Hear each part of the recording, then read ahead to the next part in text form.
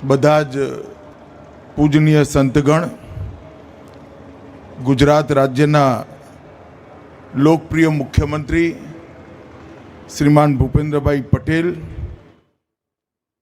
ગુજરાત રાજ્યના નાયબ મુખ્યમંત્રી અને ગૃહમંત્રી શ્રી હર્ષ સંઘવી, પ્રદેશ ભારતીય જનતા પાર્ટીના સન્માનીય અધ્યક્ષ જગદીશ વિશ્વકર્માજી, પૂજ્ય શ્રી કોઠારી સ્વામી, પૂજ્ય ત્યાગવલ્લભ સ્વામી, પૂજ્ય વિવેક સાગર સ્વામી, પૂજ્ય ઈશ્વરચરણ સ્વામી, બ્રહ્મવિહારી સ્વામી અને આજ પ્રમુખ વર્ણિના દિવસે બાપાના ગુણોના શ્રવણ માટે એકત્રિત થયેલા લાખો હરિભક્તોને મારા જય સ્વામિનારાયણ। સૌથી પહેલા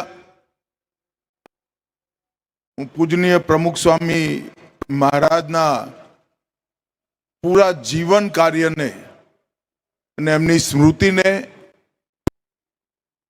એમના વર્ણન ન થઈ શકે એવા ગુણોને બે હાથ જોડી પ્રણામ કરી મારી શ્રદ્ધા વ્યક્ત કરું છું।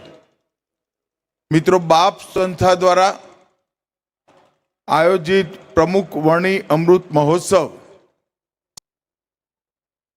એ અમદાવાદના સાબરમતીના કાંઠે આ નયન રમ્ય નજારા સામે આયોજિત થયો અને એમાં બાપ સંસ્થાએ મને બોલાયો એ મારા સૌભાગ્યની વાત છે। હું સૌ આયોજકોનો હૃદયપૂર્વક ધન્યવાદ કરવા માંગુ છું। આના પહેલા અમદાવાદના નરેન્દ્ર મોદી સ્ટેડિયમમાં લાખો હરિભક્તો વચ્ચે હું ત્યાં આવ્યો હતો બાપ્સના કાર્યક્રમમાં, અને આજે અહીંયા આવ્યો છું એ મારા માટે ખૂબ આનંદનો વિષય છે। પ્રમુખ સ્વામી મહારાજે એમના અનેક ગુણો મારા આયા પહેલા, મારા આયા પછી સંતોએ એને ખૂબ સુંદર રીતે એમાંથી જીવનનો સાર કાઢી શકાય, એમાંથી આપણા જીવનને ઉપયોગી વાતો અપનાવી શકાય એવી સુંદર રીતે વર્ણવ્યા છે। આ સાબરમતીના નદીના કિનારે પણ સંતના જીવનના 75 ગુણો નૌકાઓના માધ્યમથી પ્રદર્શિત કરી ખૂબ સુંદર લોકોના માટે જીવન જીવવાનો રસ્તો પ્રદર્શિત કરવાનું કામ બાપસે કર્યું છે। પરંતુ પ્રમુખ સ્વામી મહારાજના પૂરા જીવનને એમના યોગદાનની દૃષ્ટિથી પણ મૂલવવું રહ્યું। એક તરફ તો આધ્યાત્મ અને વૈષ્ણવ દર્શન એમને પ્રમુખ સ્વામી મહારાજે વ્યાપક બનાવ્યું અને વ્યાપક બનાવવા કરતા વ્યવહારુ બનાવવાનું કામ કર્યું। ભક્તિ અને સેવા બંનેને એકબીજા સાથે જોડી નરમાં જ નારાયણના દર્શન કરવાના આપણા વેદ વાક્યને કશું જ બોલ્યા વગર ચરિતાર્થ કરવાનું કામ કર્યું।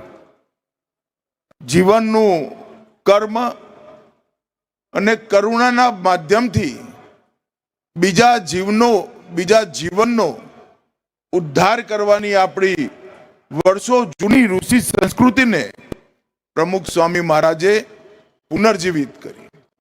એની સાથે સાથે એમને એક બહુ મોટું કામ ન કેવળ વૈષ્ણવ સંપ્રદાય, સમગ્ર સનાતન ધર્મ માટે કર્યું કે આપણા સનાતન ધર્મમાં અનેક પ્રકારના સંપ્રદાયોમાં સંતનું સત્વ સંચિત કરવાનું કોઈ ઉપદેશ આપ્યા વગર એમને કામ કર્યું અને સંત સમાજ સંન્યાસ વ્યવસ્થા પ્રત્યે જે ધીરે ધીરે સમાજમાં શ્રદ્ધા ઘટતી જતી હતી, એ શ્રદ્ધાની પુનઃનિર્મિતિનું કામ પૂજનીય પ્રમુખ સ્વામી મહારાજ અને એમના હજારો સંતોએ સમાજની અંદર પોતાના આચરણથી ઊભું કર્યું. અને હું વિશ્વાસથી માનું છું કે સનાતન ધર્મ આટલા હજારો વર્ષોની પોતાની યાત્રામાં અનેક સંકટોનો સામનો કર્યો છે. એમાં સૌથી મોટું સંકટ આઝાદી પછી સંત સંસ્થા પ્રત્યે, સંન્યાસી સંસ્થા પ્રત્યે લોકોની શ્રદ્ધા ઘટવી હતી. પ્રમુખ સ્વામી મહારાજે કોઈ પણ સંપ્રદાય જોડે કોઈ પ્રકારનો વિખવાદ કર્યા વગર પોતાના આચરણથી એક સંન્યાસી, એક સંત, એક સાધુ એનું જીવન કેવું નિર્મળ હોવું જોઈએ, એ જીવનનો આધાર સનાતનના જ્ઞાનનો કઈ રીતે બનાવી શકાય અને જ્ઞાનમાંથી પ્રાપ્ત થયેલું અમૃત સમાજમાં કેટલી સાહજિકતાથી કરોડો લોકો સુધી વહેંચી શકાય એનું પૂરું જીવનભર કામ કર્યું છે. મિત્રો, હું સમાજ જીવનના અનેક ઉતાર ચઢાવના બહુ લાંબા ઇતિહાસનો વિદ્યાર્થી છું. સમાજ જીવનમાં અને સનાતન ધર્મના જીવનમાં કુલ કાલમાં સૌથી મોટા સંકટનો એક પણ ઉપદેશનો શબ્દ કહ્યા વગર પોતે અને પોતાના અનુયાયી સંતો દ્વારા આચરણ કરી પ્રમુખ સ્વામી મહારાજે સુંદર રસ્તો શોધી કાઢ્યો અને એ આજે સૌ સનાતન ધર્મના સંન્યાસીઓ માટે માર્ગ પ્રદર્શક બન્યો છે. આ સાબરમતી જીવનનો કિનારો સંતોના સમર્પણનો એક એનો ભવ્ય ઇતિહાસ છે. અહીંથી જ દધીચી ઋષિએ પોતાના જીવનને અર્પણ કરી પોતાની હાડકાઓથી સમાજના કલ્યાણનું શસ્ત્ર બનાવવાનું કામ કર્યું. અને આ જ જગ્યાએથી, આ સાબરમતીના કિનારેથી મહાત્મા ગાંધીએ અહિંસા અને સત્યાગ્રહના શસ્ત્રથી આવડા મોટા દેશની એક પ્રચંડ સત્તાની જે આઝાદી, પ્રચંડ સત્તા જોડેથી આઝાદી અપાવવાની ઈચ્છા એમને પૂરી કરી. અને આજ અમદાવાદના એક મંદિરમાં, આંબલીવાળી પોરમાં પ્રમુખ સ્વામી મહારાજ બાપ્સના પ્રમુખ પદની સેવાનો સ્વીકાર કર્યો અને 1950થી 2016 સુધી એમને કરેલા બધા જ કામો એ આજે સમગ્ર દેશના સૌ સંપ્રદાયો માટે ઉદાહરણ રૂપ બન્યા છે. અને હું સંતોને સાંભળતો હતો ત્યારે આંબલીવાળી પોળની, શાહપુરની અનેક વાર ઉલ્લેખ આવ્યો. મને પૂરો વિશ્વાસ છે આજના આ કાર્યક્રમથી આંબલીવાળી પોર ન કેવળ ગુજરાત, ન કેવળ ભારત, સમગ્ર વિશ્વ માટે મુલાકાતનું એક અવિસ્મરણીય સ્થાન બનવાનું છે. જે જગ્યાએ એક ગુરુએ પોતાના એકદમ યુવા સાથીને યોગીજી મહારાજ જેવા જીવનને સફળતાથી, સંન્યાસી જીવનને સફળતાથી જીવવા વાળા સંત હોવા છતાં એમની પસંદગી કરી અને યોગીજી મહારાજને એમના માર્ગદર્શક બનાયા.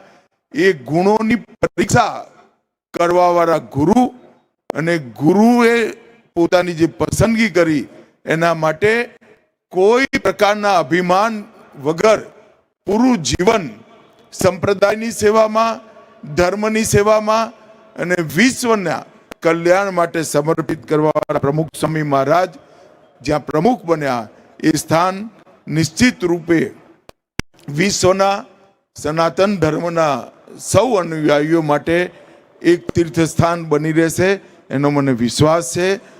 સ્વામિનારાયણ સંપ્રદાયની વિશેષતા છે કે કાર્યક્રમોની રચના સંપ્રદાયના ગુણગાન માટે નથી હોતી, કાર્યક્રમની રચના સમાજના શિક્ષણ માટે હોય, સમાજની અંદર અનેક પ્રકારના દૂષણો ઘટાડવા માટે હોય. અને આ કાર્યક્રમની રચના બાબતમાં પણ મને જેટલી જાણકારી છે, સંતનું જીવન કેવું હોય અને સંત જોડેથી શું શીખવું એનો બહુ મોટો પાઠ આ કાર્યક્રમ બનવાનો છે. હું ફરી એકવાર બાપ સંસ્થાને અને પૂજનીય મહંત સ્વામીને હૃદયપૂર્વક મારો આભાર વ્યક્ત કરવા માગું છું કે એમને મને આ પુણ્ય કાર્યમાં સંમિલિત કર્યો. અને અહીં આવેલા સૌ હરિભક્તોને મનપૂર્વક જય સ્વામિનારાયણ કરીને મારી વાણીને વિરામ આપું છું. વંદે માતરમ. માનનીય કેન્દ્રીય ગૃહમંત્રી શ્રી અમિતભાઈ શાહે